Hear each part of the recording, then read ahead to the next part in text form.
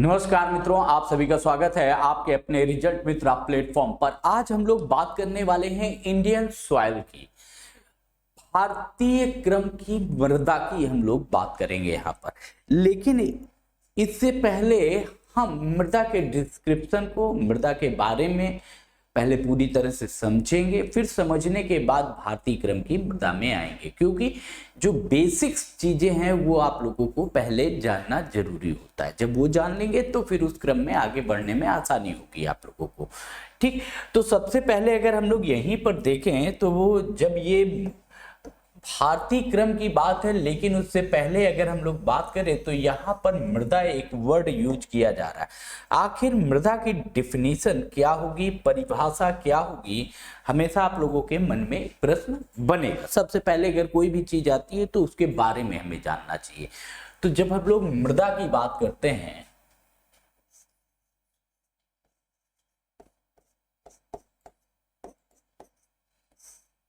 या सॉइल की आप लोग बात करेंगे तो वहां पर सॉइल का मतलब क्या है, कुछ तो इसकी डिफिनीशन होगी। तो इसकी डिफिनीशन लिखेगा असंगठित व बारीक कणों से निर्मित, असंगठित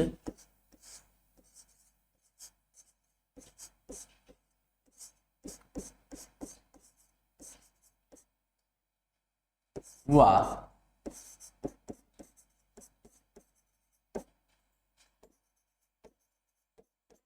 कणों से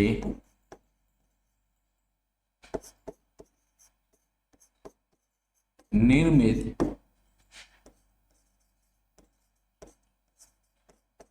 पृथ्वी की सतह, पृथ्वी की सतह की सबसे ऊपरी परत, सबसे ऊपरी परत को मृदा कहते हैं, को मृदा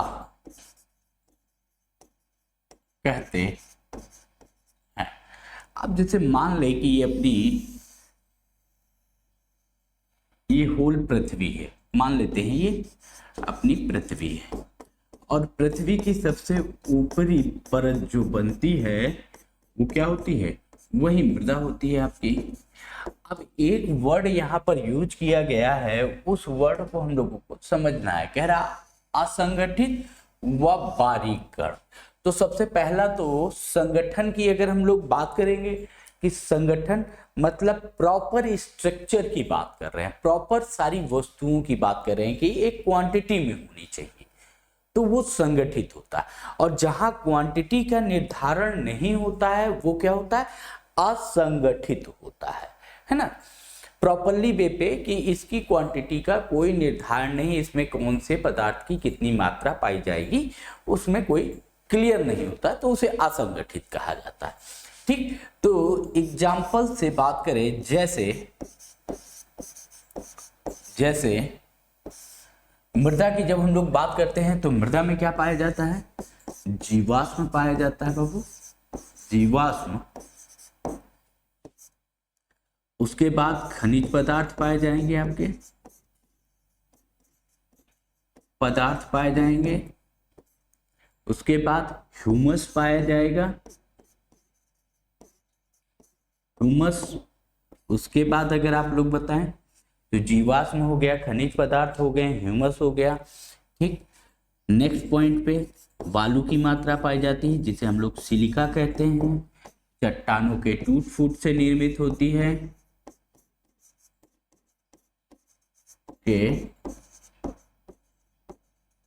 टूट फूट से मृदा का निर्माण होता है। नेक्स्ट की अगर बात करें, ज्वालामुखी राख से, ज्वालामुखी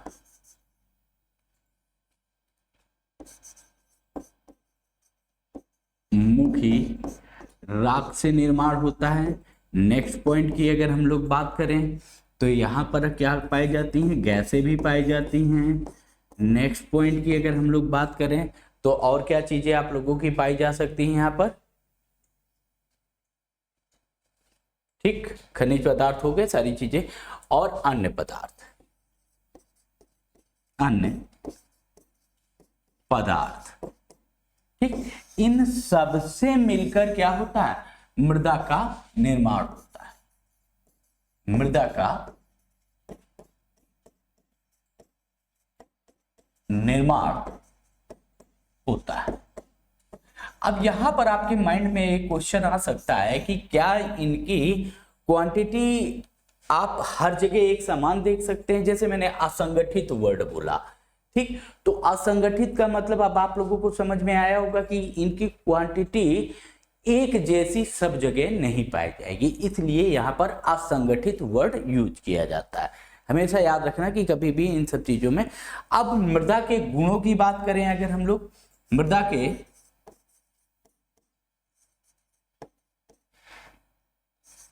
गुण, मृदा के गुण क्या होते हैं? अगर हम किसी भी मृदा की बात करते हैं तो उसके अपने कुछ कैरेक्टर्स होते हैं, उसके अपने कुछ गुण होते हैं।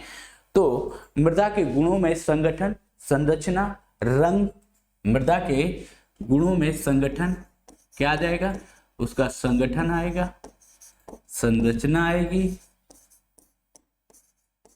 संरचना आएगी, उसका रंग आएगा, रंग आएगा कि नहीं आएगा? किसी भी मृदा की जब बात करते हैं तो रंग आएगा, अम्लीयता क्षारीयता के बारे में आएगा, अम्लीयता पब्लिक क्षारीयता। नेक्स्ट पॉइंट की अगर हम लोग यहां पर बात करें, क्या हो जाएगा, अम्लीयता हो जाएगी, क्षारीयता हो जाएगी, संगठन हो जाएगा, रंग हो जाएगा, गुणधर्म। ये क्या होगा, मृदा के गुणों को व्यक्त करता है। क्या करता है, मृदा के गुणों को व्यक्त करता है। अर्थात मृदा में किन किन तत्वों का संगठन है, किन कौन कौन से तत्व आपके मृदा में पाए जाएंगे। लौह अयस्क पाया जा रहा है, लौह तत्व पाया जाता है, मैग्नीशियम पाया जा रहा है, या कुछ और कण पाए जा रहे हैं, तो उसके आधार पर मृदा के गुणों को डिसाइड किया जाता है। एक एग्जांपल से समझो, जैसे कि हम लोग बात करें तो आपकी मृदा में क्या पाया जाता है, ठीक, जब हम लोग यहां पर बात करते हैं इतनी चीजें आपके, जब हम किसी भी मृदा के गुण की बात करें, संगठन, संरचना, रंग, अम्लीयता, क्षारीयता, ये तो सारी चीजें मृदा के गुणों को व्यक्त करती। लेकिन मृदा के गुणों को एक बहुत बड़ी चीज जो यहाँ पर व्यक्त करती है, वो दूसरा पॉइंट यहाँ आता है कि एक तो जलवायु, जलवायु इसमें कारगर होती है। क्या होती है इसमें, एक तो जलवायु होती है, और वो जलवायु किसके, स्थानीय आधार पर व्यक्त करती है। स्थानीय जलवायु किस आधार पर व्यक्त करेगी, अगर यहां पर हम जलवायु की बात करेंगे तो वो जलवायु स्थानीय आधार पर होगा, आधार पर मृदा के गुणों को व्यक्त करेगा, मृदा के गुणों को व्यक्त करेगा, व्यक्त करेगा, पहला पॉइंट तो ये। लेकिन इस स्थानीय आधार को समय समय पर व्यापक परिवर्तन कौन देगा, तो इस स्थानीय आधार को समय या काल चक्र या टाइम पीरियड की बात हम लोग कर ले यहां पर। तो टाइम पीरियड ये क्या कर रहा है, ये इन सब चीजों के आधारीय मृदा के गुणों को व्यक्त करता है। जैसे जैसे समय बदलेगा मृदा की स्थिति में परिवर्तन आप लोगों को देखने को मिलता है। जैसे ऐसे समझो, मान लो कि यहां से नदी निकली है और नदी निकलने के बाद मैदान में पहुंचती है, ठीक। तो यहां पर जब ये पर्वतीय क्षेत्र में नदी चलती है, सबसे पहले पर्वतीय क्षेत्र में ठीक। और ये इतना भाग पर्वतीय हो गया, ये पूरा भाग क्या हो गया, मैदानी भाग हो गया, मैदानी भाग। अब देखो समय, तो पहले क्या आ जाएगा, खादर आएगा और फिर बांगर आ जाएगा, बांगर। ठीक, तो खादर मतलब क्या हो गया, ये पुराना जलोढ़ है, पुराना जलोढ़ मृदा है, जलोढ़। ठीक, फिर समय बदला, स्थिति बदली, यहां पर क्या हो गया, नवीन जलोढ़ का निर्माण हो गया,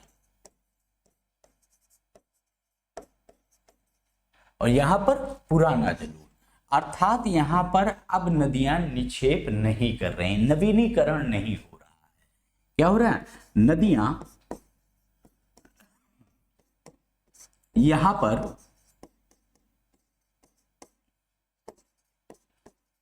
नवीन मृदा का निक्षेप नहीं कर रही हैं। क्लियर पॉइंट हो गया कि यहां पर नदियों का क्या हो गया, निक्षेप नहीं हो रहा है। तो कॉन्सेप्ट बिल्कुल क्लियर है। जो समय के साथ पहले यहां पर निक्षेप हो रहा था, इस जगह खादर पर निक्षेप हो रहा था, इसीलिए तो यहां पर पुराना जलोढ़ का निर्माण हुआ। अब यहां पर नवीन जलोढ़ का निर्माण हो रहा। हो सकता है कि आने वाले 100 वर्षों बाद, 200 वर्षों बाद, 300 वर्षों बाद, 400 वर्षों बाद ये क्या हो जाए, ये भी किस रूप में आ जाए, खादर के रूप में। ये आ जाएगा किसके रूप में, खादर के रूप में। अर्थात समय के आधार पर इनमें क्या होता है, इस स्थिति, मृदा की स्थिति में व्यापक परिवर्तन होता है। अब एक एग्जांपल मैंने वो दिया, अब दूसरे एग्जांपल से समझो। मैंने कहा कि मृदा के कैरेक्टर में हम लोग बात कर रहे हैं, मृदा के गुण। इसमें आपकी मैंने कहा संरचना, संगठन,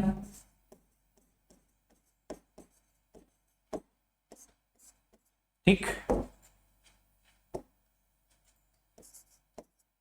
रंग, ठीक है, संरचना, संगठन, रंग, अम्लीयता, क्षारीयता,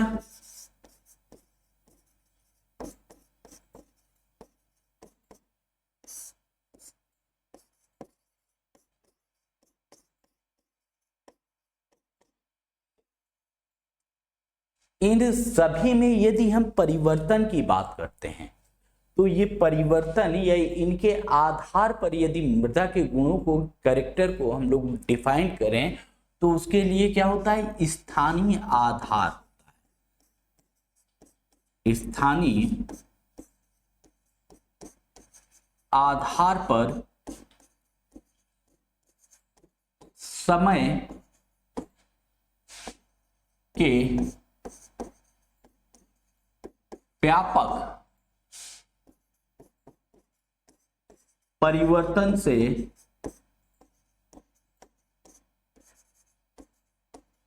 इसके गुणों में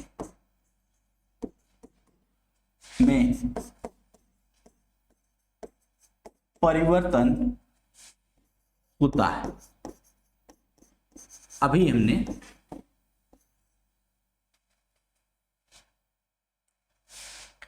समय के साथ व्यापक परिवर्तन से इसके गुणों में परिवर्तन होता है। अब कहते हैं, जैसे मैंने अभी आप लोगों को एक एग्जांपल दिया कि यहां पर खादर का निर्माण हो गया, ठीक, फिर मैदानी क्षेत्रों में बांगर का निर्माण हो रहा है। ये क्या है, पुराना जलोढ़, जलोढ़। यहां पर क्या हो रहा है, नवीन जलोढ़, है ना। बांगर मतलब बाद में, इसलिए अब याद देखो, खा पहले आता है, बा बाद में आता जाता है। तो खादर और बांगर को याद करने का बड़ा शॉर्टकट तरीका होता है, जो पहले आएगा काखा गागा में वो पहले होगा और जो बाद में आएगा वो बाद में है। ठीक है, तो कॉमन सी बात है। खादर मतलब पुराना जड़ो, मतलब ये कैसी हो जाएगी, कम उपजाऊ होगी, उपजाऊ होगी। ये क्या होगी, अधिक उपजाऊ होगी। ठीक, दोनों में डिफरेंसेस देखने को मिला। क्यों, क्योंकि यहां पर अब मृदा का निक्षेप नहीं हो रहा, अर्थात समय के परिवर्तन के आधार पर, स्थानीय आधार, मतलब जो स्थानीय आधार है अगर हम उसको देखें मैदानी क्षेत्र का, उसके आधार पर अब क्या हो गया, यहां पर पहले नवीन जलोढ़ था, अब वो धीरे धीरे धीरे धीरे क्या हो गया कि पुराना होता गया। यहाँ पर नदियां निक्षेप नहीं कर रही, अब समय के साथ इसमें परिवर्तन हुआ। अब नदियां कहाँ निक्षेप कर रही, आगे की तरफ निक्षेप कर रही है। तो वो समय के साथ परिवर्तन हुआ, पहले इधर निक्षेप कर रही थी अब उधर निक्षेप कर रही, मे भी 200 सालों बाद फिर से इधर निक्षेप करने लगे, उधर ना निक्षेप करें, ये भी हो सकता है, होने को तो कुछ भी।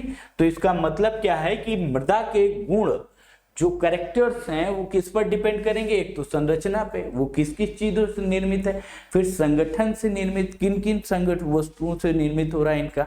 अब एक एक चीज को आप लोग समझिएगा। अब यहां पर मैंने दूसरा वर्ड यूज किया था मृदा में, गुण में ही मृदा का गठन, दूसरा वर्ड था मृदा के गुण की बात जब हम लोग कर रहे हैं तो यहां पर संरचना थी और दूसरा पॉइंट था संगठन, है ना। तो मृदा में क्या क्या चीजें पाई जाती हैं, मृदा का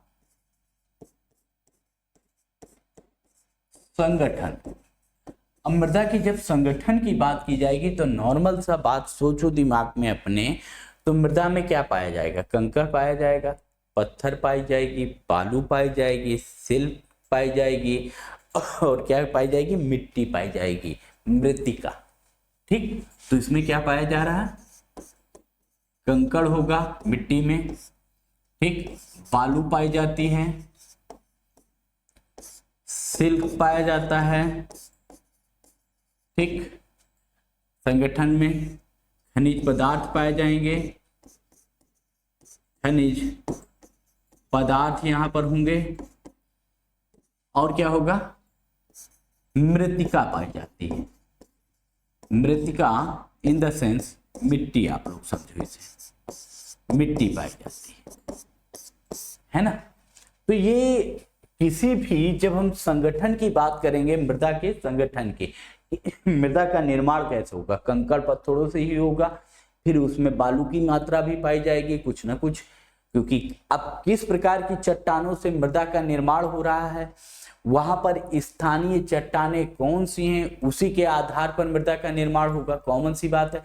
जब उस आधार पर, स्थानीय आधार पर मृदा का निर्माण होगा तो कंकड़, बालू, सिल्क, खनिज पदार्थ और क्या होगा, वहां पर आपकी मृत्तिका या मिट्टी वहां पर स्ट्रक्चर रूप में आप लोगों को देखने को मिलेगी। तो ये पॉइंट तो आप लोगों को समझ में आया होगा, ठीक है, संगठन की बात की। अब जब हम इसके संरचना की बात करते हैं कि मृदा की संरचना कैसी होगी, मृदा की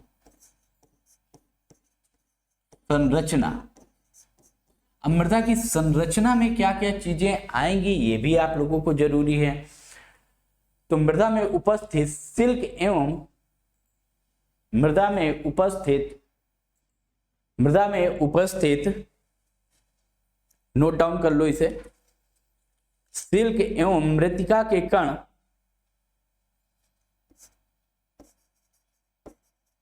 मृदा में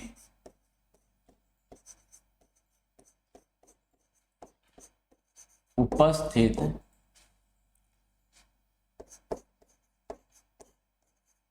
सिल्क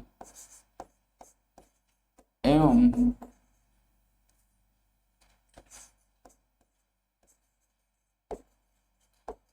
मृतिका के कण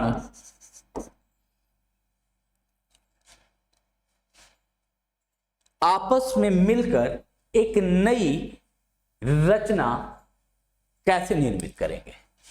एक नई रचना आपस में एवं मृतिका के कण आपस में मिलकर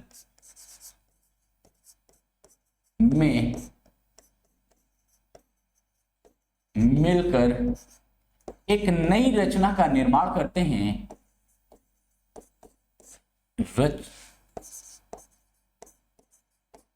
रचना का निर्माण करते हैं। दूसरा पॉइंट यहीं पर मृदा के कण या कणों में, मृदा के कणों में क्या क्या चीजें पाई जाएंगी। नॉर्मल सी बात है, जैव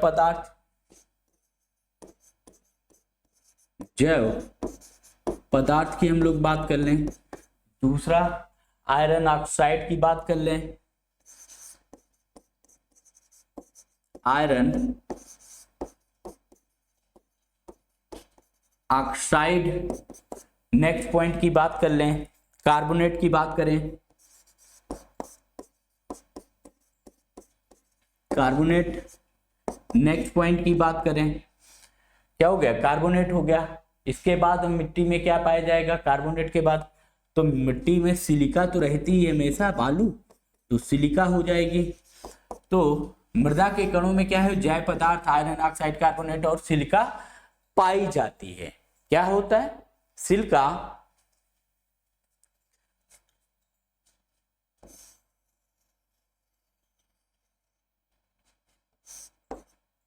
आदि सीमेंट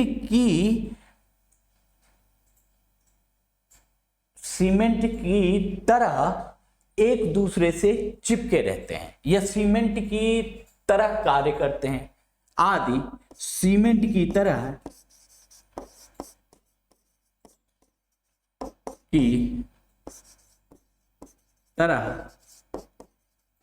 कार्य करते हैं। अर्थात इसका मतलब क्या हुआ, इसका मतलब है कि इन कणों को अगर हम इससे मिट्टी से छानने का भी प्रयास करेंगे, क्या होते हैं, ये मिट्टी के कण जितने ये सारी चीजें होती हैं, ये क्या हो जाती, एक दूसरे से बॉन्ड में रहती हैं, एक दूसरे से बंधी हुई रहती हैं, जिसके कारण इन्हें निकालना मुश्किल हो जाता है। इसीलिए कहा जाता है कि ये सीमेंट के तरह एक दूसरे से इनका बॉन्ड चिपका रहता है। ठीक, ये अर्थात ये मिट्टी के साथ मृदा के कण जो है इन सब चीजों को अपने साथ चिपकाए रखते हैं, अपने साथ बांधे रखते हैं। ठीक, नेक्स्ट पॉइंट की बात करें, जलवायु मूल पदार्थ।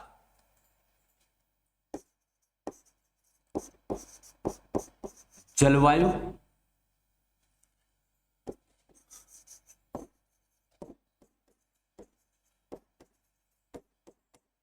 मूल पदार्थ तथा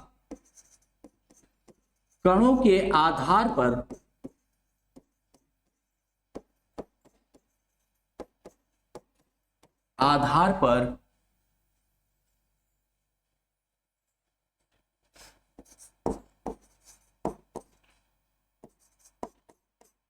स्थानीय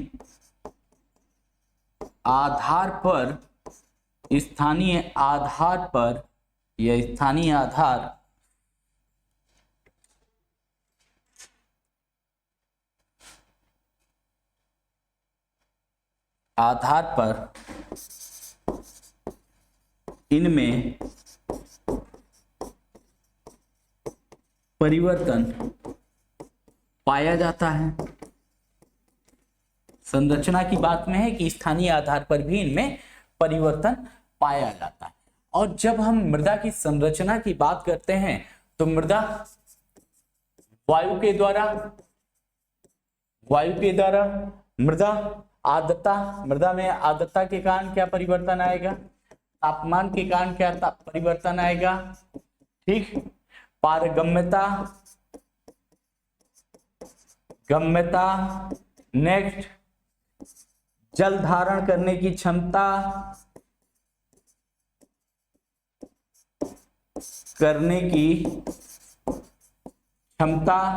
नेक्स्ट पॉइंट की यहीं पर बात करें, क्षमता, ये सभी मृदा की संरचना को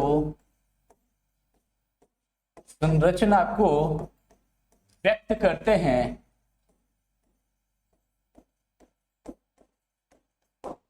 क्या करते हैं, ये सभी संरचना को व्यक्त करते हैं,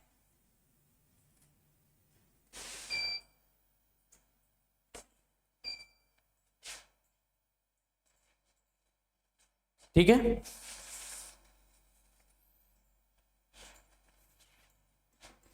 नेक्स्ट पॉइंट पर चलें, संरचना हो गया। मृदा का रंग किसके आधार पर, तो मृदा का रंग की बात कर लेते हैं। मृदा का रंग, अच्छा ये सोचो मृदा का रंग किस आधार पर परिवर्तित होगा,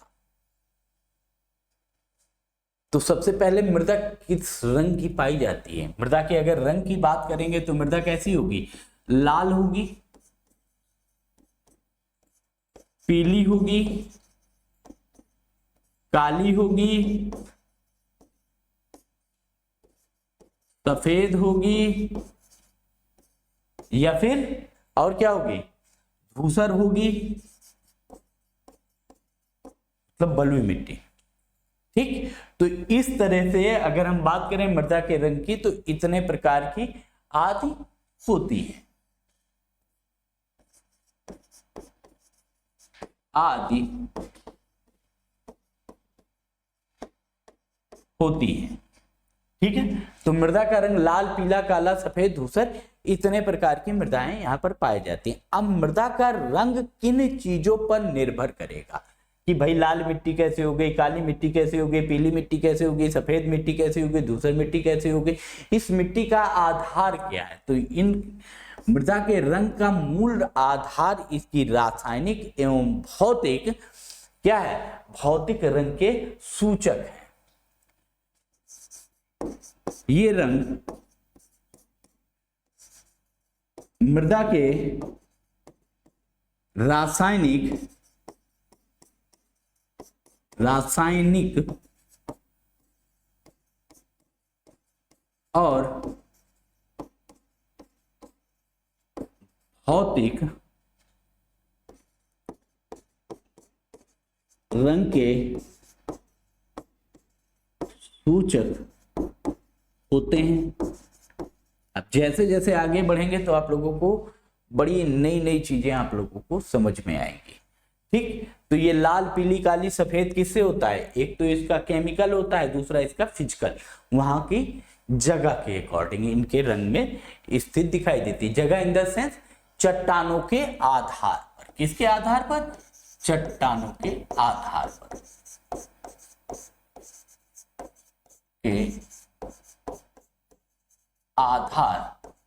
पर, क्योंकि मृदा का निर्माण किससे हो रहा है, अगर आप लोग ध्यान दें, मृदा किसी भी मिट्टी का निर्माण किससे होता है, चट्टानों के टूटने फूटने से। किससे होता है मृदा का निर्माण, अगर हम लोग बात करेंगे तो चट्टानों के टूटने फूटने से निर्मित होती है। तो किसके आधार पर हो जाएगा, चट्टानों के आधार पर हो जाएगा, मृदा का रंग इन पर निर्भर करेगा, ठीक है। अब देखो दूसरा, मृदा का रंग किस पर स्थित है, निर्भर करेगा, खनिज पदार्थों पर, ठीक। खनिज पदार्थों पर मृदा का रंग निर्भर करेगा। क्लियर हुआ। खनिज पदार्थों के आधार पर हम लोग जब बात करेंगे, मान लो कि कहीं पर लौह अयस्क ज्यादा है, लौह अयस्क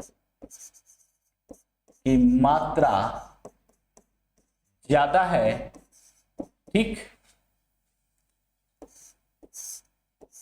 तो ये कैसी होगी, ये लाल होगी,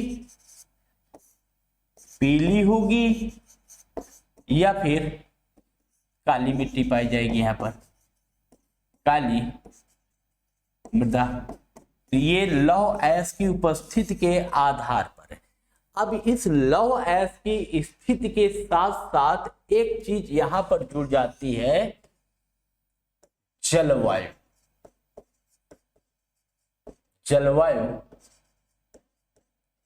के आधार पर, ठीक। अब जलवायु कैसी है वहां की, जलवायु यदि वहां पर अत्यधिक वर्षा वाली है तो वहां लिंचिंग होगी। लिंचिंग होगी इसका मतलब है कि जो भारी तत्व होंगे वो ऊपर आ जाएंगे, जो हल्के तत्व हो जाएंगे वो धरातल के नीचे चले जाएंगे।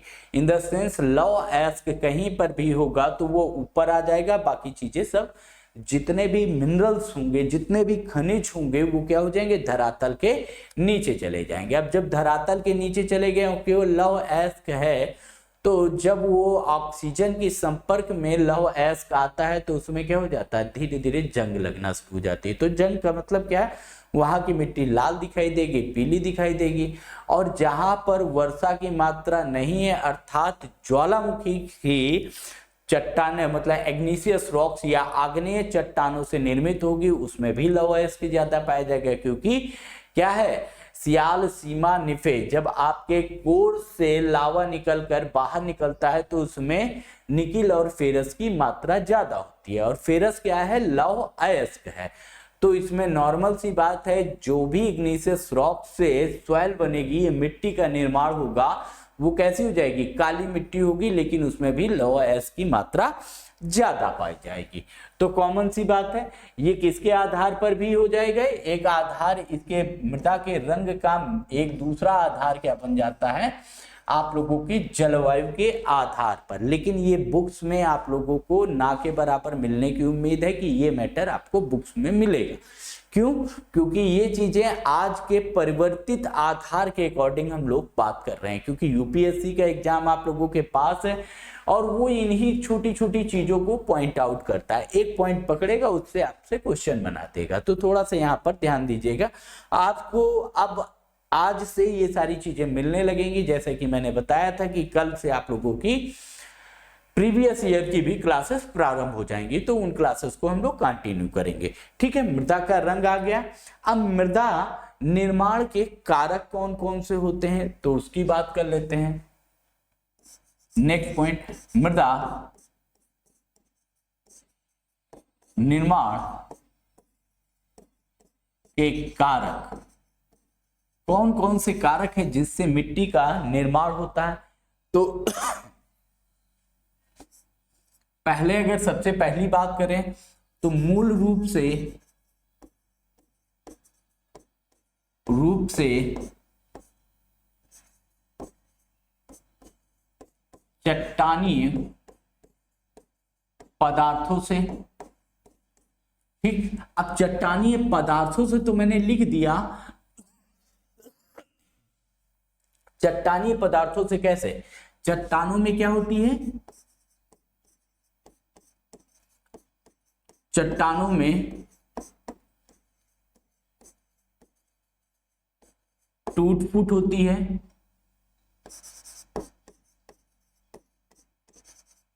जिसे हम लोग क्या कहते हैं, अपक्षय अपरदन। ज्योग्राफी की लैंग्वेज में अपक्षय और अपर्दन, इससे क्या हो जाता है, अपक्षय एवं अपर्दन की स्थिति से क्या होगा, मिट्टी का निर्माण होगा जब घिसेगी। अगर देखो, अब यहां पर याद रखना, जब हम बात करते हैं तो हम लोग लगभग दो तरह की चट्टानों की यहां पर प्रोसेसिंग में बात करते हैं। एक तो क्या हो जाता है आपका आग्नेय चट्टानें आपके यहां पाई जाती हैं, आग्नेय चट्टान पाई जाएगी और इग्निशियस रॉक, और दूसरी सेडिमेंट्री अवसादी चट्टान, अवसादी चट्टान या सेडिमेंट्री रॉक्स। तो इन दोनों चट्टानों की जब हम लोग बात कर रहे होते हैं तो बाबू एक चीज समझो कि अवसादी चट्टान और आग्नेय चट्टान की जब भी हम लोग बात करते हैं तो आग्नेय चट्टान से आपको क्या मिल जाएगी, नॉर्मल सी बात है, काली मिट्टी का निर्माण होगा, काली मिट्टी, ठीक। अब इसी के साथ लाल मिट्टी का भी इसी से निर्माण होगा, लाल मिट्टी, और इसी इग्निशियस रॉक से आपकी पीली मिट्टी का भी निर्माण होगा, पीली मिट्टी। अब यहां आप सोचेंगे कि सर अभी तक हमने आग्नेय चट्टान से केवल इसकी बात की थी, तो एक चीज याद रख लो कि आग्नेय चट्टान से ये तीनों चीजें निर्मित होती हैं। कैसे निर्मित होती हैं, ये इसका बेस क्या बनेगा, स्थानीय आधार, स्थानीय आधार, ठीक। अब स्थानीय आधार में भी इसका बेस क्या बनेगा, तो इसका बेस बनेगा जलवायु, और जलवायु की हम लोग जब बात करते हैं तो इसका दूसरा आधार बनेगा, देखो ये क्या है, ये मेन पॉइंट थे, मेन पॉइंट का ये सब पॉइंट है, और ये सब पॉइंट का सब पॉइंट है, और ये फिर इसका ये सब पॉइंट है, अर्थात ये सारे पॉइंट एक दूसरे से कनेक्टेड है, अलग नहीं है। तो यहां पर जलवायु के लिए तापमान, तापमान की आपकी आवश्यकता होगी, तापमान कैसा है वहां पर, वर्षा कैसी है, इन दोनों के आधार पर, प्लस आर्द्रता कैसी है, आर्द्रता, इसके आधार पर मृदा का निर्माण होगा। किसके आधार पर, तापमान, वर्षा और आर्द्रता के आधार पर। तो हमने यहां पर क्या किया है, स्थानीय आधार, स्थानीय आधार अर्थात कोई स्थान किस अक्षांश पे स्थित है उसके आधार पर यह निर्धारित होगा। कोई स्थान किस अक्षांश पर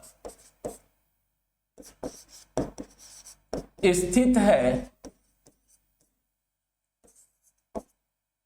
उसके आधार पर ही आपकी तापमान, आर्द्रता और वर्षा निर्धारित होती है। कॉमन सी बात है, ऐसा तो मैं अलग बता नहीं रहा हूं कुछ नई चीजें, नॉर्मल सी बात है। अगर कोई विषुवतीय क्षेत्र होगा तो वहां पर क्या हो जाएगा, वहां पर नॉर्मल सी बात है प्रतिदिन वर्षा होती है। तापमान क्या होता है, वहां का तापमान लगभग सूर्य लंबवत होता है, इसके कारण वाष्पीकरण ज्यादा होती है, ह्यूमिडिटी ज्यादा होती है। तो ह्यूमिडिटी जब ज्यादा होगी, इवेपोरेशन ज्यादा होगा, जब इवेपोरेशन ज्यादा, ह्यूमिडिटी ज्यादा, तो इसका मतलब है कि वहां रेनफॉल भी ज्यादा होगी, और जब रेनफॉल ज्यादा होगी तो नॉर्मल सी बात है कि वहां के खनिज पदार्थ क्या हो जाएंगे, नीचे चले जाएंगे, क्योंकि ड्रॉप्स जो होंगी, बूंदे जो होंगी, जो रेनफॉल की या वर्षा की बूंदे जो होंगी, उनके साइज में परिवर्तन देखने को मिलता है। उनका साइज कैसा होता है, बड़ा हो जाएगा, और जब बड़ी बूंदे धरातल पर गिरेंगी तो नॉर्मल सी बात है वहां पर क्या हो जाएगी, लिंचिंग होगी। लिंचिंग मतलब जितने भी पदार्थ होंगे, खनिज पदार्थ, वो धरातल के अंदर चले जाएंगे। अब धरातल के अंदर चले जाएंगे, इसका मतलब है मिनरल्स काफी नीचे चले गए हैं, और जो भारी आपके खनिज पदार्थ है जैसे लौह अयस्क चीजें हैं, वो क्या हो जाएंगी, वो ऊपर आ जाएंगी। ऊपर आ जाने से क्या हो जाएगा, नॉर्मल सी बात है, इनमें रंध्र बड़े हो जाएंगे। रंध्रों का मतलब इनके बीच का जो स्पेस साइज है, वो छिद्र जो होते हैं, जैसे हमारी बॉडी में भी छिद्र होते हैं, जो हमारा पसीना निकलता है ना बाहर बॉडी का, तो उसका रीजन यही है कि इन्हीं छिद्रों के माध्यम से हमारा पसीना बाहर निकलता है। तो उसी आधार पर भी यहाँ पर भी चीजें परिवर्तित होती हैं। तो अब देखो यहाँ पर परिवर्तन की प्रक्रिया हम लोगों को सामने दिखाई दे रही, तो उस आधार पर विचार करिए, ठीक। तो नॉर्मल सा हो जाएगा, लिंचिंग होगा, तो यहाँ पर अक्षांश, क्योंकि वर्षा और तापमान किस पर निर्भर करते हैं, अगर हम लोग ज्योग्राफी में चलें तो वर्षा देशांतर पर निर्भर करेगी, अक्षांशों पर निर्भर करेगी, नॉर्मल सी बात है।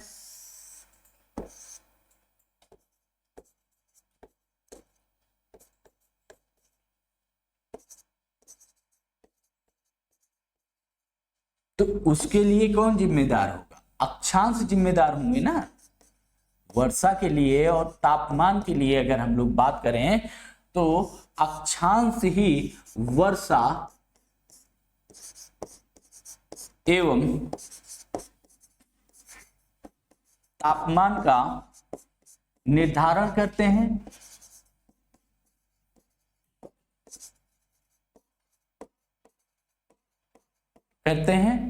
अब जैसे यहां की बात हम लोग करें तो ये 23.5 ये क्या है? कर्क रेखा, कैंसर। अगर यहां पर 23.5 की बात करें ये क्या हो जाएगी? मकर रेखा, कैप्रिकॉर्न। यहां पर बात करें 66.5, ठीक। यहां पर बात करें 66.5, ठीक। ये साउथ, ये नॉर्थ हो जाएगी। नॉर्मल सी बात है, अगर इसको मैं ऐसे डिवाइड करूं कि ये उष्ण है, ये उपोष्ण है, ठीक।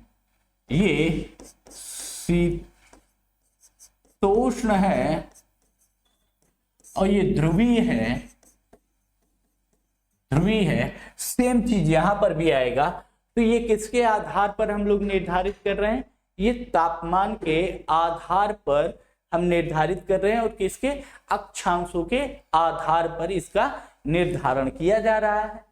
अब जब अक्षांशों के आधार पर निर्धारण हो रहा तो नॉर्मल सी बात है कि किसी भी जगह पर तापमान और वर्षा किसके आधार पर निर्धारित होगी? वो अक्षांशों के आधार पर होगी, ठीक है। अब समझ में आ गया होगा मेरे हिसाब से आप लोगों को। अब नेक्स्ट पॉइंट पर चलते हैं। यहां पर फिर मैंने क्या कहा था इसके कारकों में?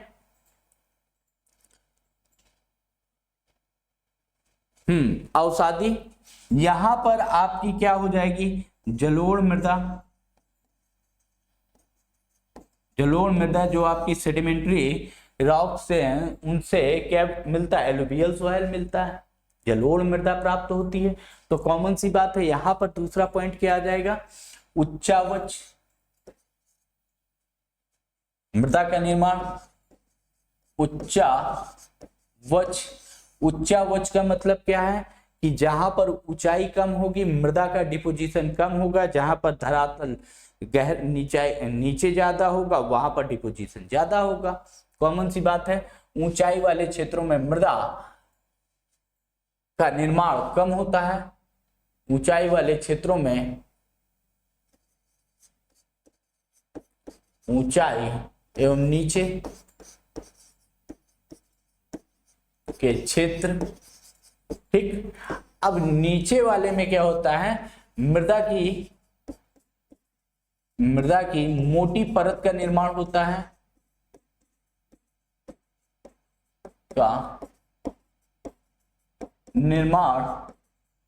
होगा। और जो ऊपर होता है वहां पर क्या होता है? पतली परत का निर्माण होता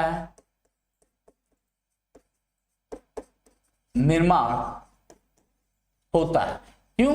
क्योंकि भाई अगर हम ये कहें कि मान लो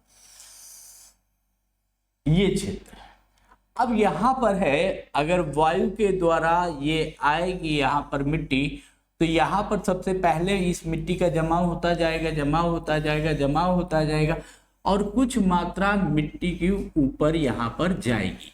लेकिन यहां पर क्या हो जाएगा? ये निचला होने के कारण इसमें मृदा की मोटी परत का निर्माण हो जाएगा।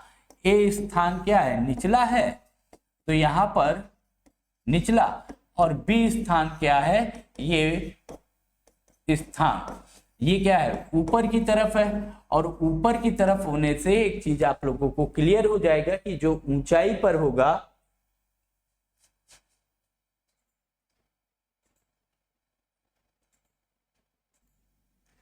तो यहां पर आप लोगों ने देखा कि ये निचली परत थी, यहां पर क्या था?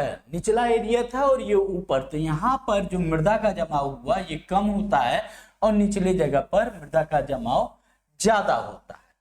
नॉर्मल सी बात है, ठीक। नेक्स्ट पॉइंट पर यहां पर आए हम लोग, तो क्या हो जाएगा? उच्चावच के कारण भी यहां पर आप लोगों को मृदा का एक कारक है। नेक्स्ट पॉइंट की बात करें उच्चावच के बाद, जलवायु, जो कि हम लोगों ने यहां पर अभी बात की थी। जलवायु भी निर्माण का कारक आएगा आप लोगों का। और दूसरी बात, यहां पर जलवायु के साथ साथ एक पॉइंट जो मृदा के निर्माण में सहयोगी की भूमिका निभाता है वो क्या है, आप लोगों के जैविक गतिविधियां। क्या है? जैविक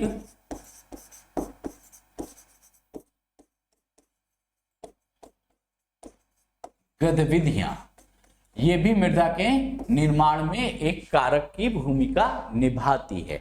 ठीक, नेक्स्ट पॉइंट की बात करें, इन सब मृदा के निर्माण के लिए कौन उत्तरदायी कारक होता है? समय उत्तरदायी। मेन कारक जो हो जाएगा वो क्या होगा? समय इसका मेन उत्तरदायी कारक के रूप में आपके साथ जुड़ता है। ठीक है, नेक्स्ट पॉइंट की बात करें, चलें अब आगे। यहां तक की चीजें आप लोगों को क्लियर हो गई होंगी मेरे हिसाब से। नेक्स्ट पॉइंट पर हम लोग आगे बढ़ते हैं। अब जब यहां पर बात की जाती है कि मृदा निर्माण की कुछ प्रक्रियाएं कौन कौन सी हैं, मृदा निर्माण की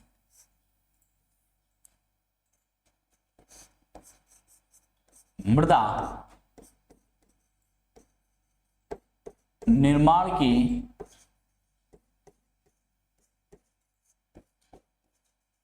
प्रक्रिया,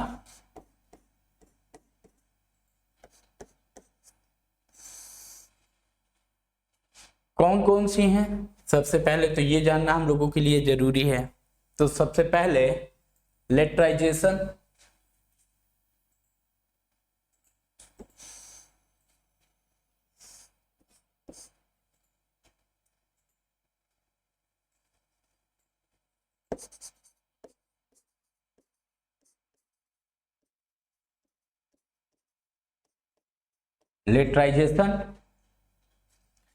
से मृदा का निर्माण होगा। दूसरा पॉइंट अगर हम लोग बात करें तो दूसरा पॉइंट क्या हो जाएगा आपका?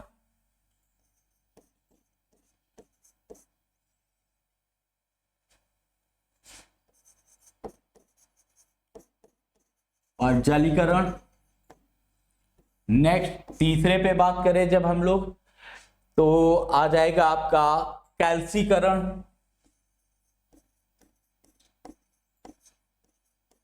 कैल्सीकरण, ठीक है। कैल्सीकरण के बाद यदि हम लोग बात करें तो यहां पर आ जाएगा लवणीय क्षारता।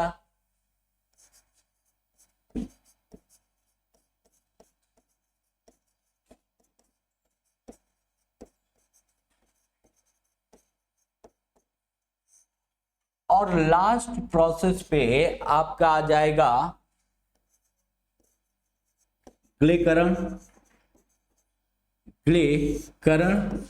और विलसीकरण।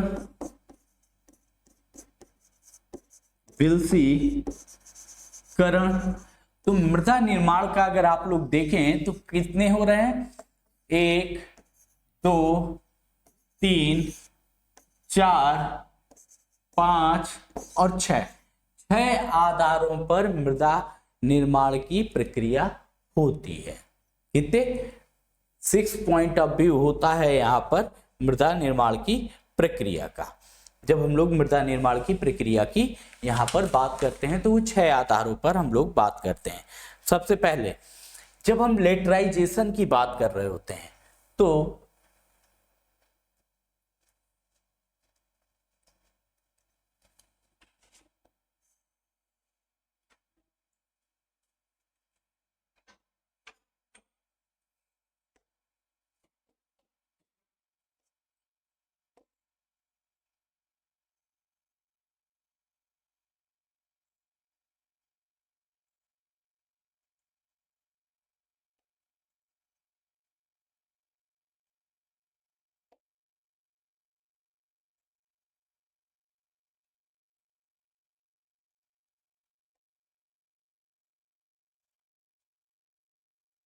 ये अपना है 90 डिग्री नॉर्थ पोल और ये है अपना 90 डिग्री साउथ। ये क्या है? ये 0 डिग्री है जिसे हम लोग कहते हैं विषुवतीय क्षेत्र।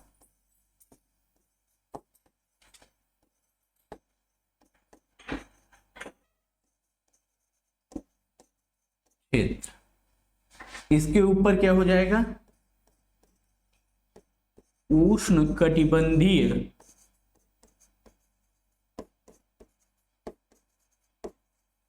क्षेत्र।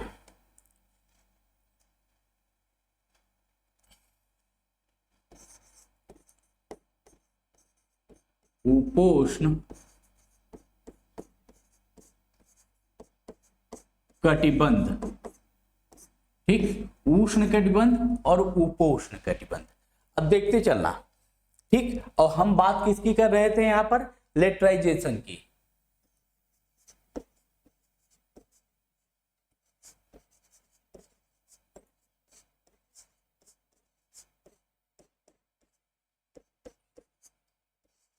लेटराइजेशन की जब हम लोग बात करते हैं तो यहां पर उष्ण कटिबंधीय और उपोष्ण कटिबंधीय की बात करते हैं।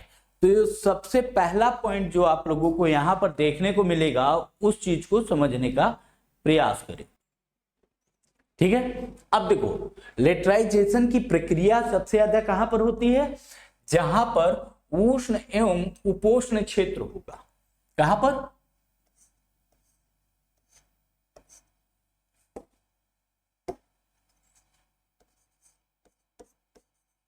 उष्ण एवं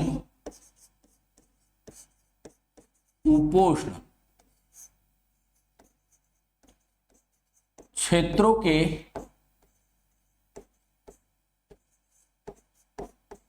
आर्द्र भाग, ठीक है। अब यहां पर समझना है, उष्ण एवं उपोष्ण में ही लेटराइजेशन का ज्यादा प्रोसेस होता है। रीजन है क्यों, ठीक।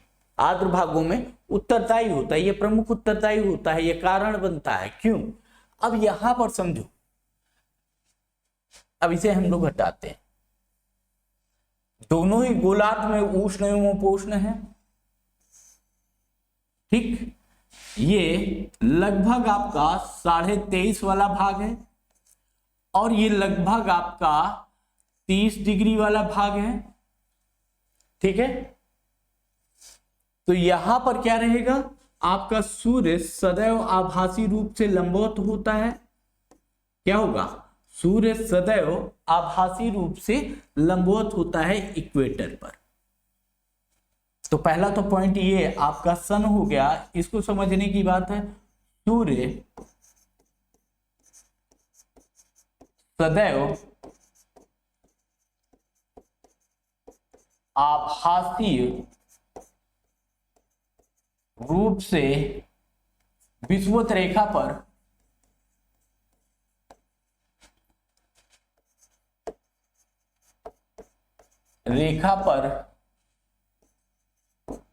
लंबवत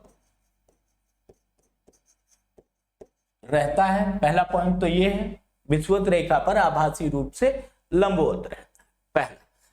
अब सूर्य क्या करता है, अपनी स्थिति में परिवर्तन कर्क रेखा एवं मकर रेखा के क्षेत्रों पर करता है।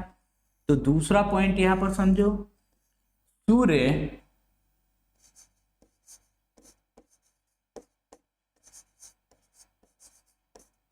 अपनी स्थिति में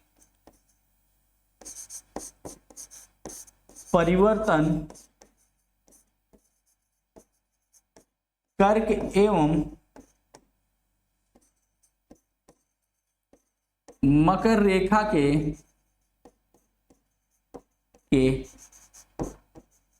मध्य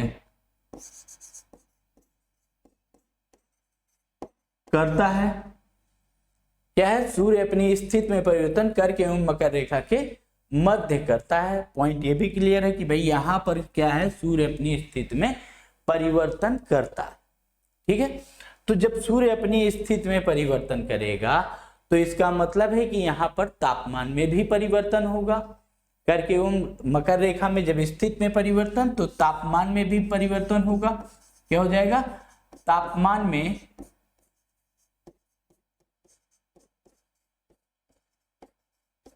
परिवर्तन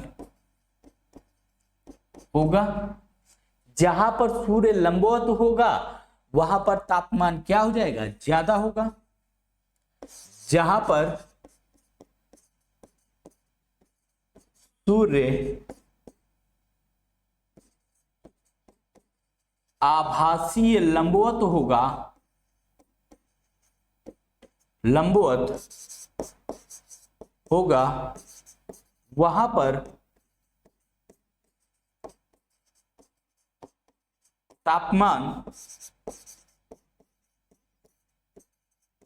ज्यादा होगा।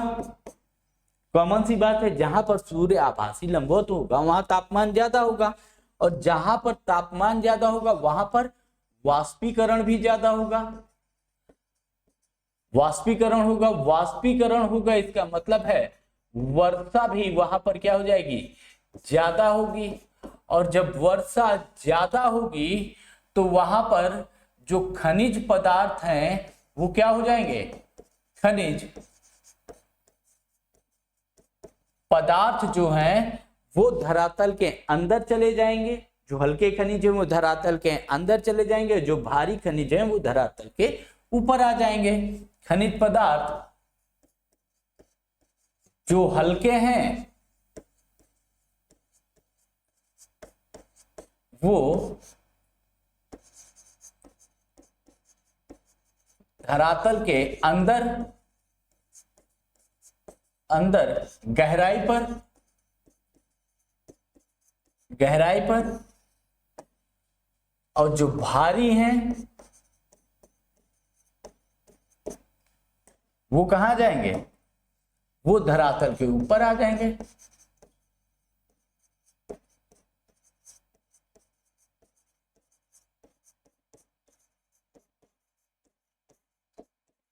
जाएंगे। कॉमन सा प्रोसेस है।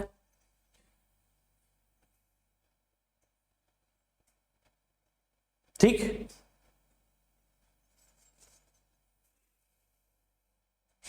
अब देखो कैसे। और ये मेन कहानी हम लोगों ने कहा था उष्ण एवं उपोष्ण। ठीक, उष्ण वाला क्षेत्र क्या है, यहां पर तापमान जब भी सूर्य लंबवत आभासी लंबवत होगा तो यहां तापमान ज्यादा हो जाएगा। और जब यहां पर पानी वर्षा की मात्रा ज्यादा होगी तो नॉर्मल सी बात है जो मिनरल्स होंगे, जो हल्के खनिज होंगे वो कहां चले जाएंगे, धरातल के अंदर गहराई पर चले जाएंगे।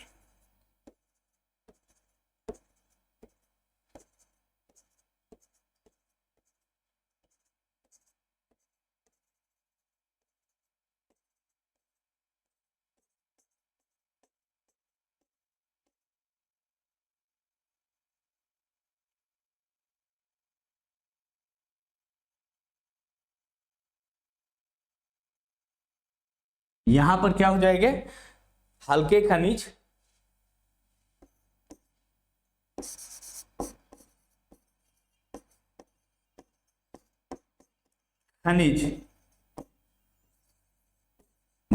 धरातल के अंदर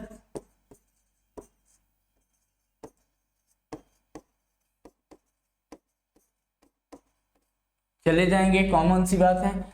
और यहां से क्या है, वर्षा की मात्रा ज्यादा है। जब वर्षा ज्यादा होगी तो नॉर्मल सी बात है यहाँ पर जब खनिज पदार्थ चले जाएंगे। और ऊपर हमने एक दिन बात हमेशा हम लोग कर रहे हैं कि हमारी पृथ्वी का निर्माण किससे हुआ है, ऊपरी भाग जो सियाल से हुआ है, सिलिका प्लस एल्यूमिनियम। किससे हुआ है, सियाल से हुआ है, सिलिका प्लस एल्यूमिनियम से। ठीक, अब विभिन्न प्रकार के पदार्थ होने के कारण हमारी धरातल में क्या पाया जाता है, क्योंकि इग्निशियस रॉक्स ज्यादा पाई जाती है हमारे धरातलीय क्षेत्रों में, तो उसके कारण धरातल में लौह अयस्क भी पाया जाता है। क्या पाया जाता है, धरातल में लौह अयस्क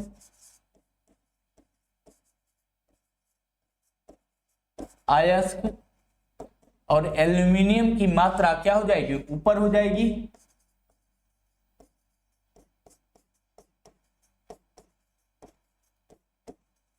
भारी हैं, जिसके कारण ये क्या हो जाएगा, धरातल के ऊपर आ जाएंगे।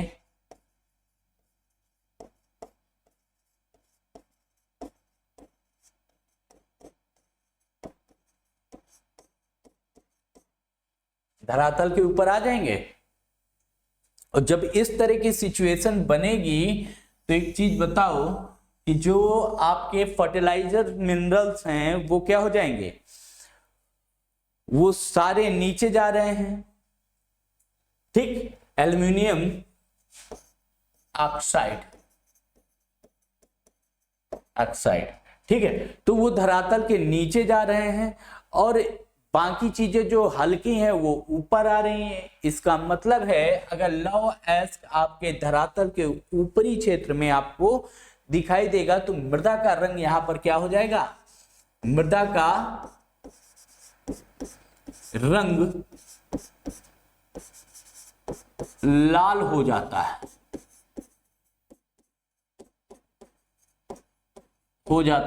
है, आजकल आईपीएल चल रहा है, आप लोगों ने कई बार सुना होगा कि आईपीएल में ये कहा जाता है कि यहाँ पर लाल मिट्टी का मैदान है, जिसके कारण यहाँ पर क्या होता है, गेंद में उछाल ज्यादा आता है। क्यों? क्योंकि ये पहले तो लाल रंग का आपको इसमें लौह अयस्क एल्युमिनियम पाया जाता है, दूसरा इसका मेन पॉइंट होता है, ये क्या होते हैं, यह गठन इनका कैसा होता है, रंध्र युक्त होता है। इनका गठन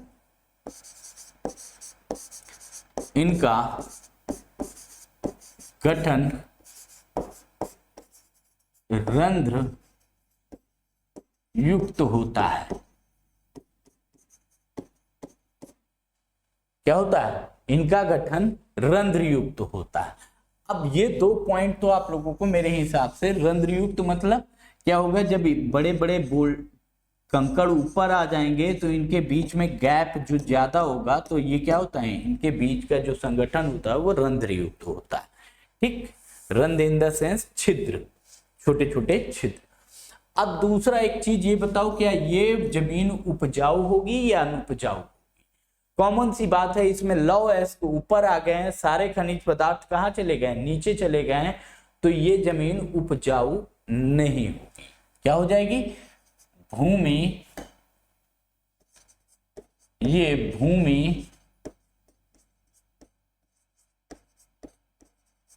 उपजाऊ नहीं होती है।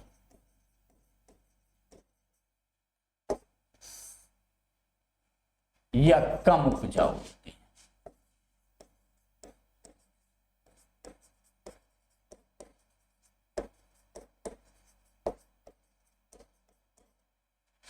ठीक, ये चीज क्लियर हो रही है आप लोगों को?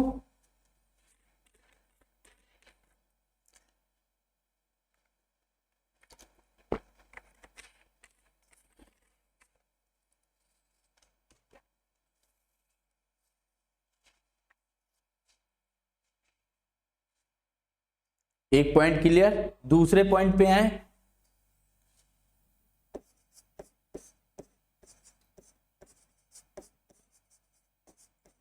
पाइप जालीकरण,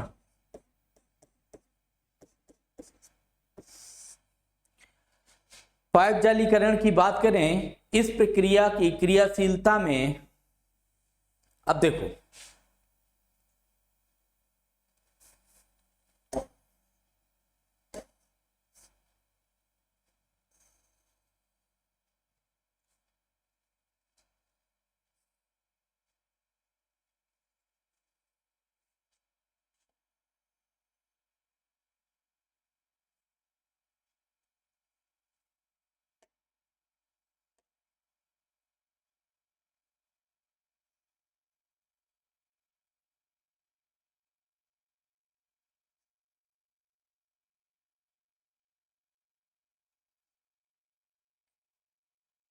ठीक है, ये क्या हो जाएगा,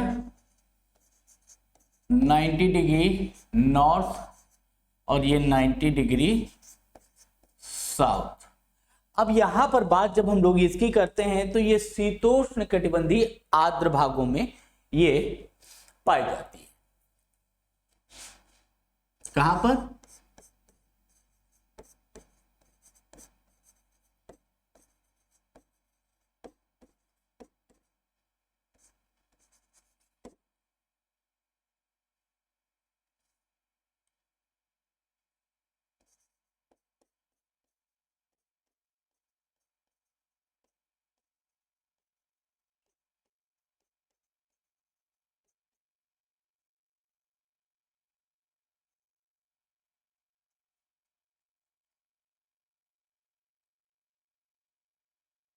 पाट जालीकरण की बात जब हम लोग करते हैं तो यह स्थिति कहां पर पाई जाती है?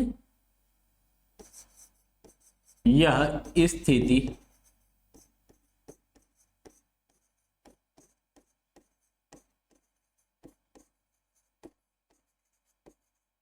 पाट जालीकरण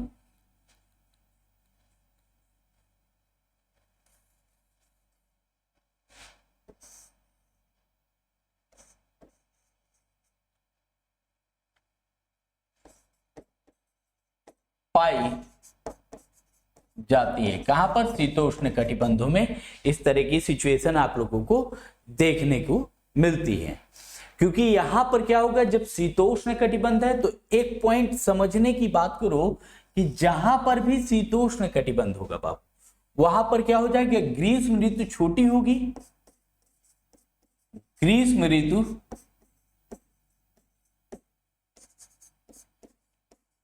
छोटी होगी, और दूसरे पॉइंट पे जब बात करेंगे तो यहां पर क्या हो जाएगा, शीत ऋतु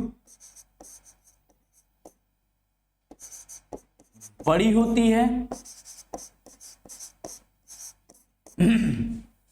क्या हो जाएगा, ग्रीष्म ऋतु छोटी होगी और शीत ऋतु क्या हो जाएगी, लंबी होगी।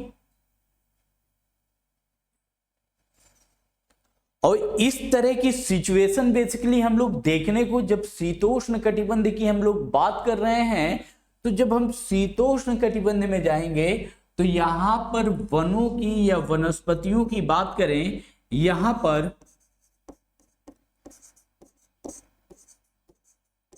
वनस्पतियां कैसी होंगी, वनस्पतियां कोणधारी होती हैं।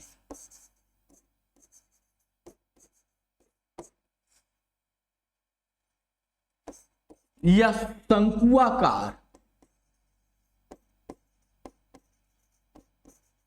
यहां की वनस्पतियां कैसी पाई जाएंगी, कोणधारी या शंकुआकार यहां पर वनस्पतियां पाई जाएंगी। ठीक, जैसे आप लोगों ने कभी क्रिसमस ट्री को देखा हो, तो क्रिसमस ट्री को जब आप लोग देखते हो तो उसमें क्या होती है, उसकी पत्तियां कोने में कोण कोण कोण कोण बनाती हुई दिखाई देती हैं, है ना। तो इसका मतलब क्या है कि वो शंकुआकार है या कोणधारी है। क्या है, शंकुआकार है या कोणधारी है, सबसे बड़ी बात। ठीक, तो इनका काम क्या हो जाएगा, इस तरह की सिचुएशन में मृदा के निर्माण में, ये जो मृदा बन रही है इसमें इनकी भूमिका क्या हो जाती है, भूमिका क्या होती है, महत्वपूर्ण होती है।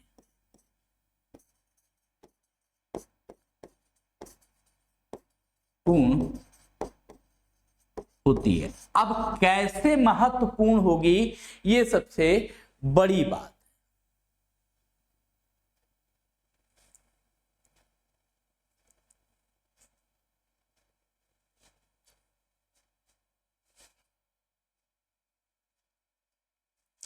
अब देखो, यहां पर जब हम कोणधारी वन की बात कर रहे हैं तो पेड़ से पत्ते भी गिरेंगे, पेड़ से पत्ते झड़ेंगे। ठीक, अब जब यहां से पेड़ से पत्ते झड़ेंगे तो एक चीज समझो, वनस्पतियों की पत्तियां जब नीचे आएंगी तो वो क्या हो जाएंगी, जल्दी से विघटित हो जाएंगी। क्या हो जाएंगी, विघटित, विघटन शीघ्र हो जाएगा, कॉमन है। इनका क्या हो जाएगा, विघटन शीघ्रता से हो जाएगा। अब जब ये शीघ्रता से विघटन होगा तो इससे ये क्या बनेगा, एसिड बनेगा, क्योंकि ये कहां पर है, शीतोष्ण कटिबंध में। पूरा ह्यूमस तो बन नहीं पाएगा, तो ये किस तरह के हो जाएंगे, इससे इनसे क्या हो जाएगा, विघटन शीघ्रता से होगा, जिससे अम्ल का निर्माण हो जाएगा। क्या हो जाएगा, जिससे अम्ल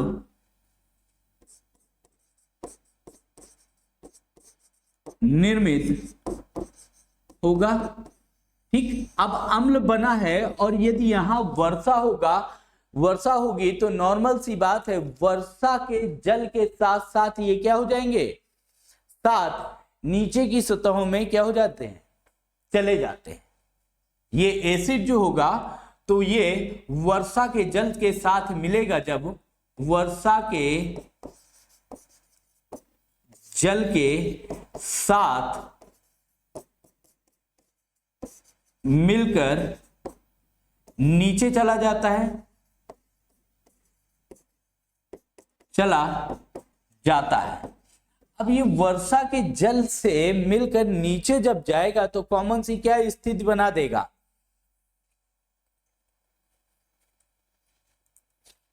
ठीक, नीचे जाएगा तो ये जो एसिड में तत्व होते हैं, खनिज तत्व होते हैं, वो क्या हो जाते हैं, घुल जाते हैं। एसिड में क्या होगा, यदि हम लोग बात करें तो खनिज तत्व अम्ल में घुलनशील होंगे, जो शील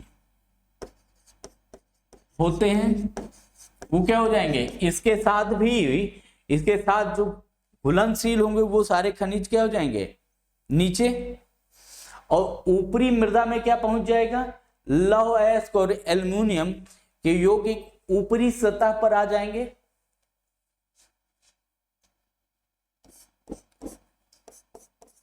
जिससे ये खनिज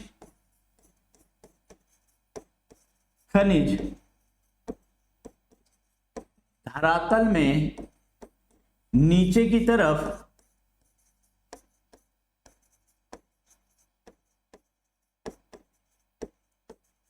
जाते हैं, तथा अब ऊपर क्या बचेगा, अगर ये सारे खनिज नीचे चले गए हैं तो लौह अयस्क एवं एल्यूमिनियम बचा।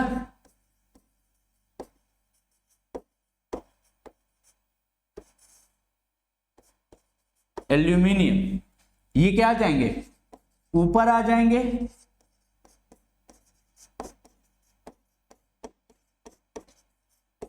क्या होगा, ये खनिज पदार्थ जो होंगे, ये खनिज पदार्थ ऊपर आ जाएंगे, और जब ये खनिज पदार्थ ऊपर आ जाएंगे तो इसका मतलब क्या हो जाएगा कि यहां पर क्या हो जाएगा,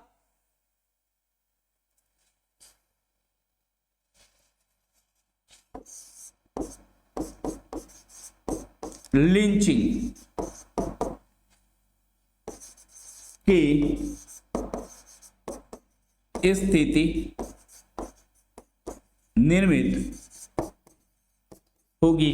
क्या हो जाएगा, इस तरह से ऊपरी सतह पर क्या हो जाएगा, लिंचिंग हो जाएगी, और लिंचिंग से शेष जो सिलिका का रंग जो होगा, जो अब ये ऊपर चला गया, जो बचा क्या आपके पास, यहाँ पर लौह अयस्क आ गया, एल्यूमिनियम आ गया, और यहाँ पर क्या बचता है, सिलिका। सिलिका क्यों बच जाती है, अब देखो यहां पर जो एसिड के साथ घुलकर जाने वाली चीजें हैं वो नीचे पहुंच गई। बालू है, बालू एसिड के साथ घुलकर नीचे नहीं जाती, वो ऊपर ही डिपॉजिट रह जाती है, यहां पर ही आपके ऊपरी सतह पर ही रह जाती है। और इसी ऊपरी सतह पर क्या है, यहां पर तीन चीजें हो गई, लौह अयस्क आ गया, अयस्क प्लस एल्यूमिनियम आ गया, प्लस सिलिका ऊपर बची रह गई, सिलिका। ठीक, अब जब ये तीनों चीजें ऊपर रह जाती हैं तो यहां का रंग कैसा हो जाएगा, यहां की मिट्टी का रंग कैसा हो जाएगा, भूरे रंग की।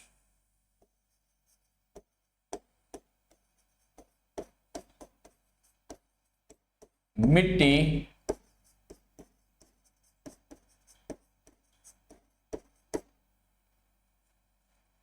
ठीक कैसी हो जाएगी, भूरे रंग की यहाँ की।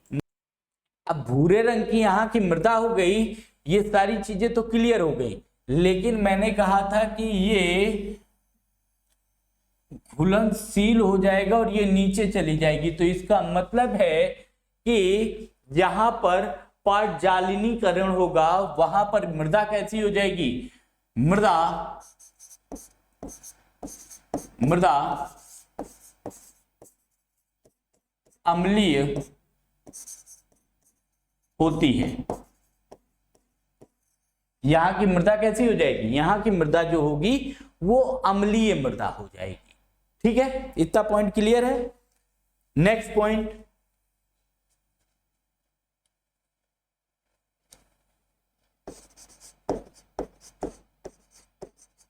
कैल्सीकरण। ठीक, अब कैल्सीकरण की जब बात करते हैं तो यहां पर अभी तक हम लोगों ने दो तरह की प्रक्रियाएं समझी, एक तो लेटराइजेशन समझा और दूसरा पाठजालीकरण समझा। क्या क्या समझा है,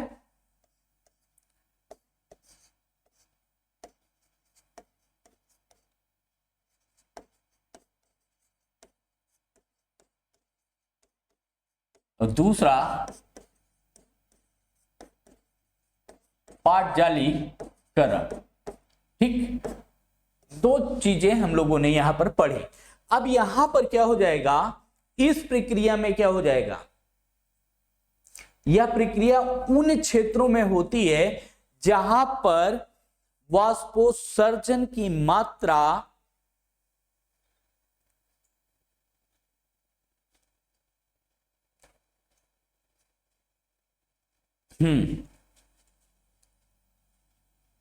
ठीक, यह प्रक्रिया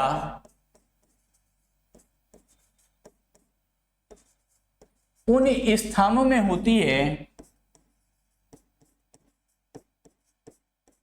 में होती है जहां पर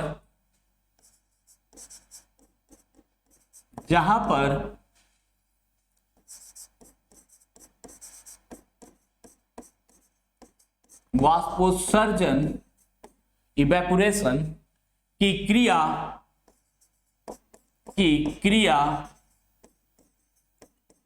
वर्षा से ज्यादा होती है,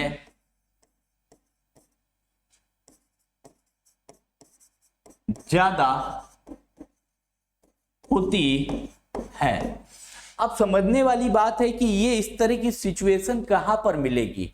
तो नॉर्मल सी बात है, ये कहां पर मिलेगी, मध्य अक्षांशीय स्टेफी, इसे यहां पर इस तरह की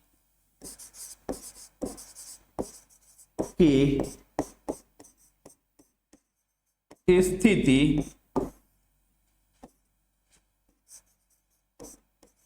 मध्य अक्षांशीय स्टेफी, नेक्स्ट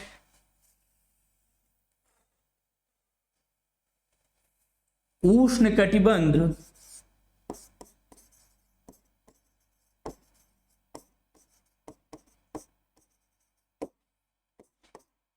नेक्स्ट आर्द्र शुष्क जलवायु,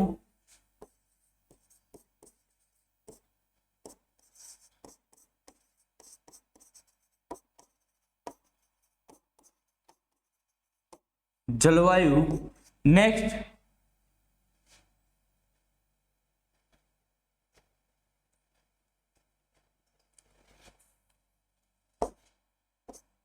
आदि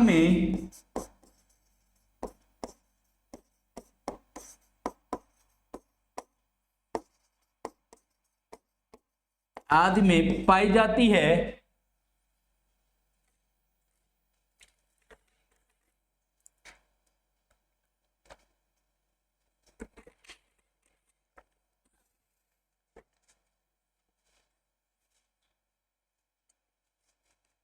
ठीक है।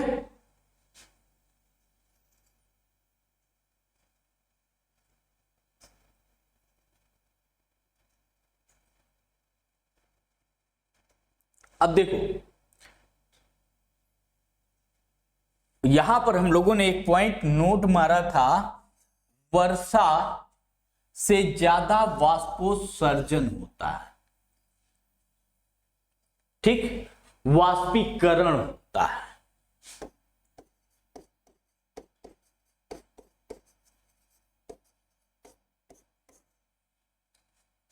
तो इसका मतलब है इस तरह की सिचुएशन में क्या होगा,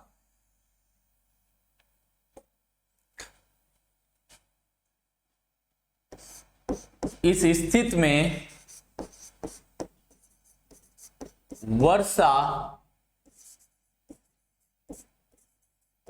कम मात्रा में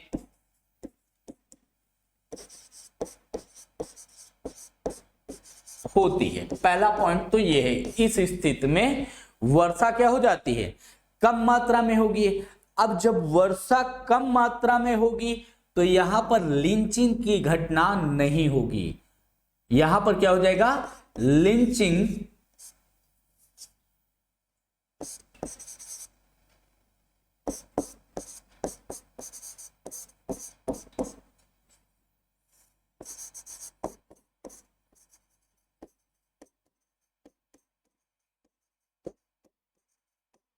नहीं होगी। कॉमन सी बात है कि यहां पर क्या हो जाएगा, लिंचिंग जैसी सिचुएशन नहीं निर्मित होगी। ठीक, क्या हो जाएगा,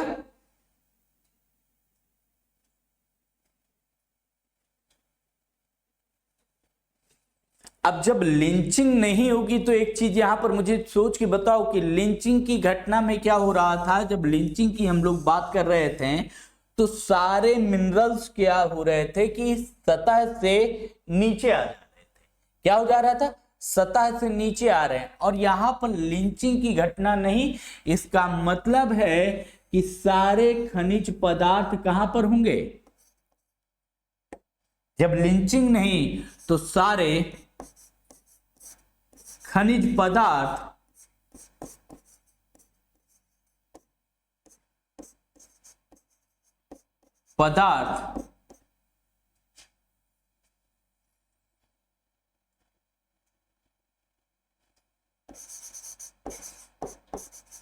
सतह पर या धरातल या सतह पर ही एकत्रित होंगे।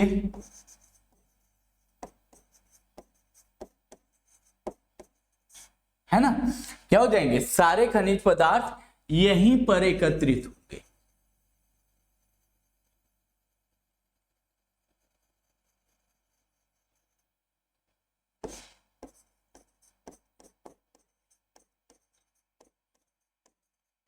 पदार्थ, और इसमें बहुलता किसकी होगी यहां पर, तो कैल्शियम कार्बोनेट।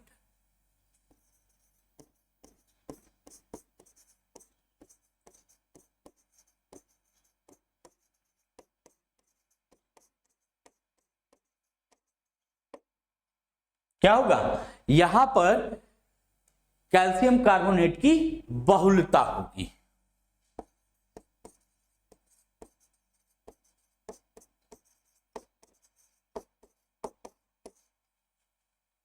ठीक है,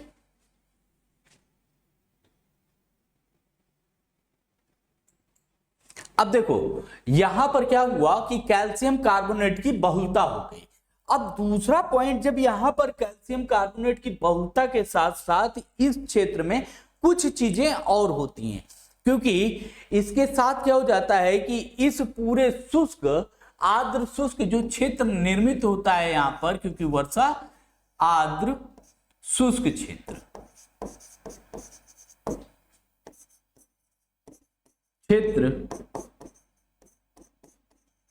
निर्मित होता है, क्योंकि वर्षा बहुत ज्यादा नहीं होती है। अब जब वर्षा ज्यादा नहीं है तो आर्द्र शुष्क क्षेत्र निर्मित होगा, और जहां पर भी आर्द्र शुष्क क्षेत्र की निर्मित होने की स्थिति बनती है वहां पर केशिका क्रिया होती है। केशिका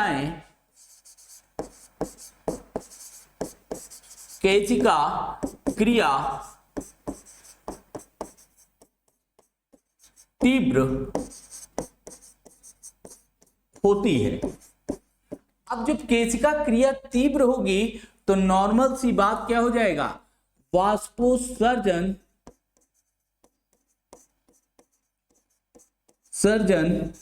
ज्यादा होगा,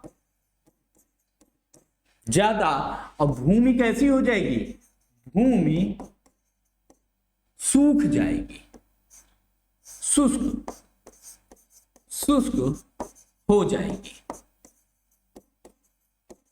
अब आप लोग सोच रहे होंगे आखिर केशिका से भूमि कैसे सूख जाएगी, तो इसे समझो ऐसे, जैसे कि मान लो कि ये कोई खेत है, ठीक है, ये एक खेत है, अभी नॉर्मल कंडीशन में है और यहां से पाइप बन गया, इस खेत में ये पाइप बन गए हैं ऐसे, ठीक, मतलब एक नल टाइप का लग गया है इनके बीच सब जगह पर ऐसे ऐसे।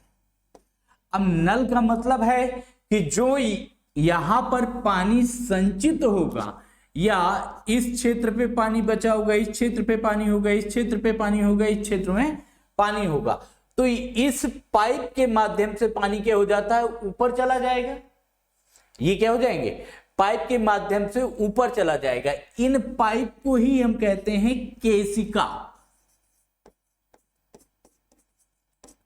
केशिका।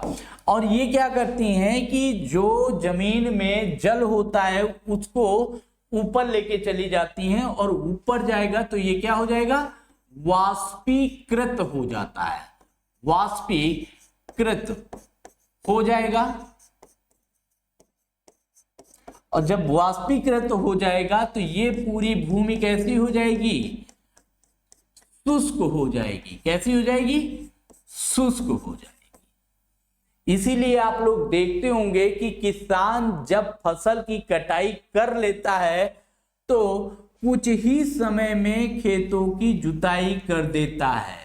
खेतों की जुताई करने से ये होता है कि खेतों की नमी खेतों के अंदर ही रहती है, क्योंकि ये जो पाइप मैंने अभी आप लोगों को बना के दिखाया था, ये पाइप क्या हो जाते हैं, तोड़ दिए जाते हैं। जब जुताई होती है तो यहां पर ये पाइप ऑटोमेटिक टूट जाएंगे, क्योंकि जब ये केशिका की क्रिया होती है तो केशिका की क्रिया होगी, नॉर्मल सी बात है, एक तो ये लॉस होगा, और दूसरा केशिका की क्रिया में क्या हो जाता है, निचली सतहों में चूने की सतह, चूना सतह पर जमा हो जाता है। क्या हो जाता है, जो निचली सतह हैं, निचली सतह पर चूना जमा हो जाता है,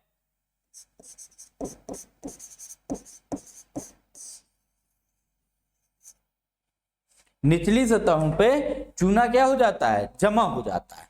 अब यहां पर चीजें आप लोगों को समझने वाली हैं कि यहां पर भैया जब चूना सतह पर नीचे जमा हो जाएगा तो भैया भया कल्याण है ना, हो जाएगा कि नहीं हो जाएगा, समझने वाली बात है।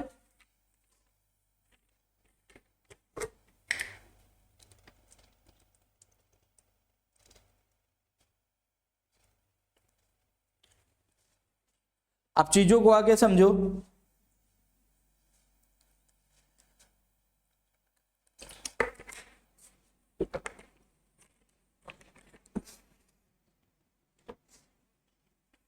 अब देखो नेक्स्ट स्टेप पे चलें, लवणीकरण या क्षारीकरण।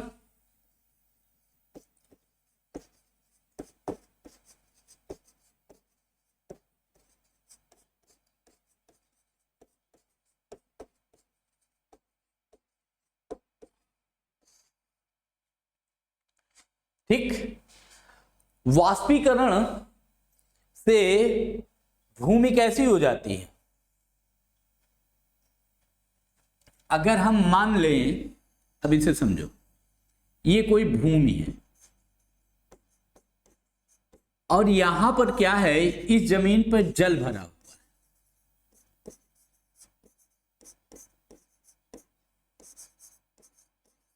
अगर इस जल भराव का क्या हो जाए, जल का वाष्पीकरण हो जाए,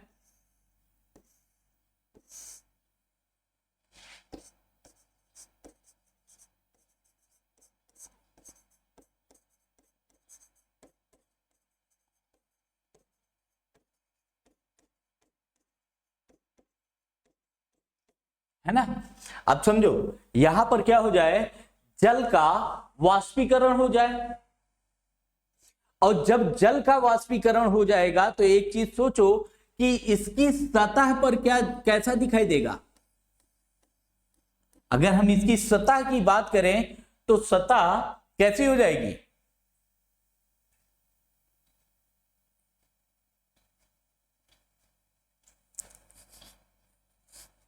इसकी सतह पर लवण दिखाई देगा।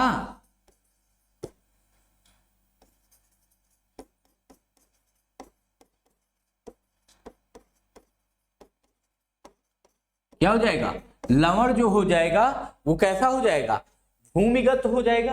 कॉमन सी बात है।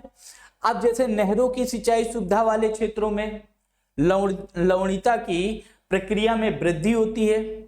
ठीक, क्यों, क्योंकि भाई यहां पर पानी लगातार चल रहा है, नहरों पे पानी लगातार चल रहा है, तो इस वाले भाग पे क्या होगा, वाष्पीकरण, और इस क्षेत्र में जो सतह पर है वहां पर लवण आ जाएगा इसके दोनों तरफ। तो जहां पर भी नहरें रन होती हैं वहां पर क्या होती है, लवणीयता की मात्रा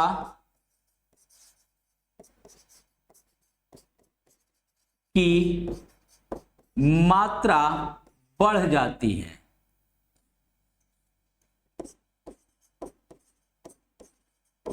बढ़ जाती है, या फिर हम ये कह दें कि जहां पर जल भराव ज्यादा होगा वहां पर लवणीयता की मात्रा,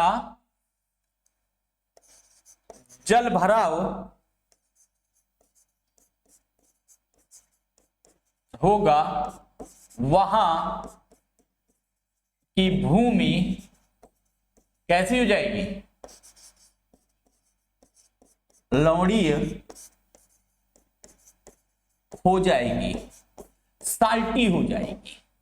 क्यों, क्योंकि लगातार उस एरिया पे पानी जमाव है, तो पानी के साथ जो नमक आता है, साल्ट आता है, वो कंटामिनेटेड होके उस जगह पे धीरे धीरे धीरे धीरे उस क्षेत्र की जमीन को कैसे कर देगा, सॉल्टी कर देता है, लवणीय कर देता है। और जब इस तरह की स्थिति बनेगी तो जहां पर लगातार पानी बह रहा होगा वहां पर क्या हो जाएगा, लवणीयता की मात्रा बढ़ जाती है, और लवणीयता की प्रक्रिया से क्या हो जाएगा, जलवायु कैसी हो जाएगी, यहां पर मरुस्थलीय जलवायु हो जाएगी।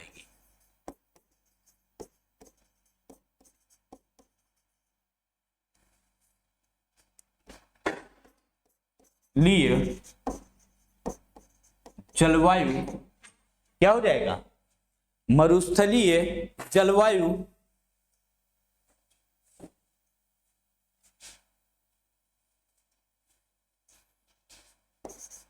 से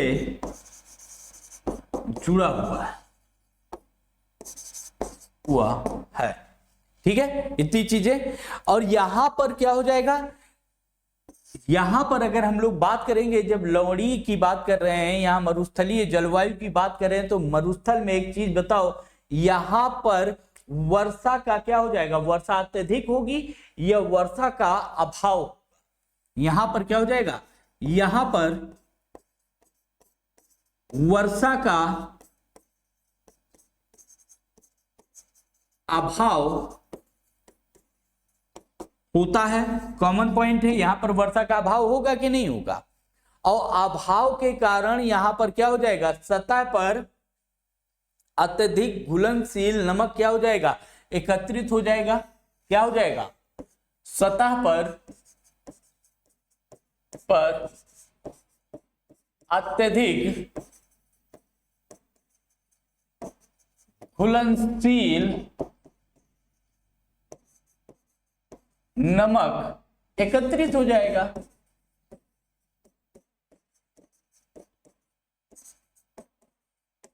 हो जाएगा, ठीक। तो ये चीजें आप लोगों को समझ में आए कि सतह पर क्या होगा, जहां पर जल ज्यादा होगा, वाष्पीकरण होगा, वर्षा का अभाव होगा, नॉर्मल सी बात है, उस क्षेत्र में सतह पर क्या हो जाएगा, नमक की मात्रा आप लोगों को दिखाई देगी। ठीक, तो ये पॉइंट था, ये सारी चीजें जो अभी तक हम लोगों ने बात की, ये मृदा के निर्माण की प्रक्रिया की बात की। अब हम लोग जो नेक्स्ट क्लास में बात करेंगे वहां पर मृदा का वर्गीकरण और भारत में मृदा किस किस प्रकार की भारत में मृदा पाई जाती है, विश्व में किस प्रकार की मृदा पाई जाती है, दोनों को हम कंक्लूड करके नेक्स्ट वीडियो में आप लोगों को उपलब्ध करा देंगे। तो मिलता हूं आप लोगों से नेक्स्ट क्लास में। जय हिंद, जय भारत, थैंक यू।